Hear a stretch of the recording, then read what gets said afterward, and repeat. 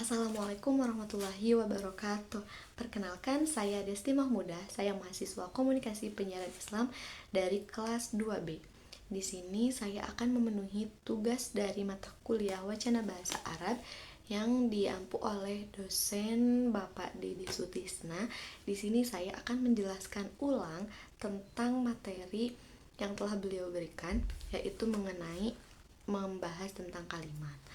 Nah, di sini saya akan menjelaskan sesuai dengan pemahaman saya, bahwasanya yang disampaikan oleh dosen pengampu Wacana Bahasa Arab mengenai tentang kalimah itu terbagi menjadi dua, yaitu yang pertama ada jumlah fi'liyah, yang kedua ada jumlah ismiyah. Yang akan dibahas di sini yaitu mengenai tentang jumlah fi'liyah. Nah, jumlah fi'liyah itu adalah al-jumlatul mabdu'u bil fi'li, atau yang artinya kalimat yang diawali dengan fi'il. Jadi jumlah fi'liyah itu adalah sebuah kalimat yang diawali dengan adanya fi'il. Kemudian jumlah fi'liyah juga yaitu sebuah kalimat yang dibentuk karena adanya fi'il, fa'il, dan juga maf'ul bih. Nah, namun jumlah fi'liyah ini setidaknya sekurang-kurangnya yaitu terbentuk dari antara fi'il dan juga fa'il. Kemudian selanjutnya ada pola atau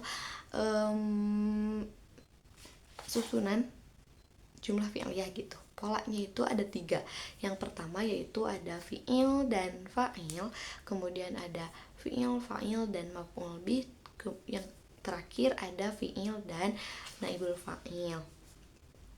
Nah, kemudian dari materi yang dibahas oleh dosen pengampu pun membahas tentang fa'il, ya.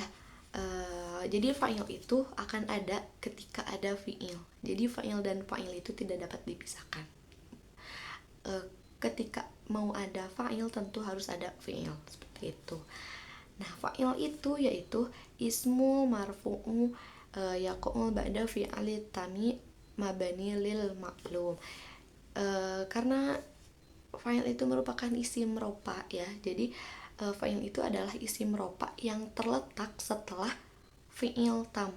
Fi'il tam itu adalah sebuah fi'il yang sempurna dan juga aktif, seperti itu. Jadi fa'il itu adalah sebuah isim ropa yang terbentuk setelah adanya fi'il. Jadi fa'il dan fa'il itu tidak akan ada jika tidak ada fi'ilnya. Nah, macam-macam dari atau jenis-jenis dari fa'il pun ada beberapa. Nah, yang pertama itu yaitu ada fi'il zohir. Kemudian ada fi'il zomir. Fi'il zohir itu contohnya seperti dahabal waladu ma'al walidihi ilal bidami. Nah, kemudian macam-macam fi'il zomir itu terbagi menjadi 2 lagi. Itu yang pertama ada zomir mutasil dan juga domir mutasil dan mustatir. Yang pertama ada zomir mutasil, yang kedua ada zomir mustatir. Domir mutasil contohnya seperti asyaribtu al-kohwat. Kemudian ada zomir mustatir contohnya seperti usyahidul kilfaj. Nah, semua zomirnya itu semua fi'il itu tentu ada, semua fa'il tentu ada fi'ilnya. Kemudian di sini pun dijelaskan yang untuk domir mustatir. Domir mustatir itu tidak di semua zomir itu zomir mustatir. Ada fi'il mudhari, fi'il madi, dan juga fi'il amar. Nah, di fi'il mudhari, fi'il madi, dan fi'il amar itu semuanya itu zomir mutasil. Kecuali ada beberapa dari ketiga fi'il itu. Di fi'il madi ada 2 yang tidak domir mutasil, yaitu domir mustatir. Itu di anta dan anti. Kalau di fi'il mudhari itu ada 5. Ada 5 fi'il mustatir. Jadi di semuanya itu domir mutasil kecuali 5 di bagian fi'il mudhari, 5 domirnya itu domir mustatir. Kemudian di fi'il amar pun ada 1 yang domir mustatir. Jadi di semua domir itu domir mustatir kecuali ada 8, 2 di domir 2 di fi'il madi, 5 di fi'il mudhari, dan juga 1 di fi'il amar. Oke, kemudian ada juga hubungan antara fi'il dan juga fa'il.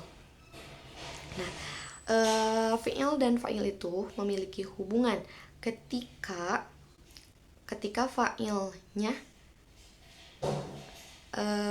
berapapun jumlahnya, mau itu 1 atau mufrad, musanna atau jama', semuanya tetap atau sama, tetap mufrad gitu. Untuk fi'ilnya tetap mufrad. Jadi fa'ilnya itu mau 1, 2, 1000, berapapun itu, tetap fi'ilnya itu masuknya ke mufrad atau untuk 1 gitu. Kecuali untuk yang mudzakkar muannas. Jadi ketika fa'ilnya mudzakkar berarti fi'ilnya pun mudzakkar. Ketika fa'ilnya muannas berarti fa'ilnya pun muannas. Berapapun jumlahnya, berapapun banyaknya, itu tetap mufrad. Tapi kalau misalnya muannas ya muannas, mudzakkar ya mudzakkar, seperti itu. Selanjutnya ada juga fa'il, yaitu harus terletak setelah fa'il itu kan harus terletak setelah fi'ilnya. Jika ada pelaku yang terletak sebelum fi'ilnya, maka ia tidak disebut fa'il. Dan ada yang menjadi fa'ilnya, yaitu dhamir mustatir. Seperti yang sudah dijelaskan tadi ya, semuanya itu fi'il itu tidak akan ada fa'il itu tidak akan ada jika tidak ada fi'il. Nah, fa'il pun akan terletak setelah fi'il. Namun jika ada sebelumnya, kan fa'il itu setelah fi'il. Nah, kalau ada fa'ilnya sebelum fi'il, berarti itu tidak disebut sebagai fa'il, tapi akan disebut sebagai domir mustatir. Nah, kemudian selanjutnya pun ada juga maf'ul bih. Nah, maf'ul bih itu yaitu ismul mansubu ya dulu ala ma waqa'a alaihi fi'lul fa'il. Itu isim mansub atau isim mansub. Mansub itu kan isim yang dinasabkan. Mansub itu nasab, isim yang dinasabkan. Dengan cirinya yaitu fathah yang menunjukkan pada suatu yang fi'il atau yang fa'il. Jadi isim mansub atau isim yang dinasabkan yang menunjukkan pada fi'il atau fa'il. Maf'ul bih itu akan ada jika ada fa'il dan juga fi'il. Kan kalau tadi fi'il itu akan ada kalau tadi fa'il itu akan ada ketika adanya fi'il. Kalau sekarang maf'ul bih itu akan ada kalau ada fa'il dan juga fi'il. Nah, dimanapun itu letaknya. Jadi mau di awal ataupun di akhir, fi'il, fa'il, maf'ul bihnya itu maf'ul bihnya itu mau di awal atau di akhir, asalkan ada fi'il dan fa'il ya berarti bisa. Kemudian maf'ul bih juga terbagi menjadi 2. Ada yang zahir dan ada yang dhamir. Yang zahir contohnya seperti syariru umratul labna. Yang dhamir contohnya seperti hadhil jadidatil qur ahadul jad. Nah, dan dhamirnya itu pasti menempel zahir mustatirnya itu akan selalu menempel pada fa'il, seperti itu. Jadi kesimpulannya, jumlah fi'liyah itu adalah sebuah kalimat yang di dalamnya itu ada fi'il dan juga fa'il. Ya, sekurang-kurangnya ada fi'il dan fa'il. Terbentuknya itu karena adanya fi'il dan fa'il yang diawalinya dengan fi'il, sekurang-kurangnya 2 fi'il dan fa'il. Tapi ada beberapa pola, yaitu yang pertama tadi ada fi'il dan fa'il, yang kedua ada fi'il, fa'il dan maf'ul bi, itu yang lebih sempurna mungkin ya. Selanjutnya pun pola ketiga juga ada fi'il dan naibul fa'il, seperti itu. Mungkin itu pemahaman yang dapat saya pahami dari materi yang telah disampaikan oleh dosen pengampu mata kuliah Wacana Bahasa Arab.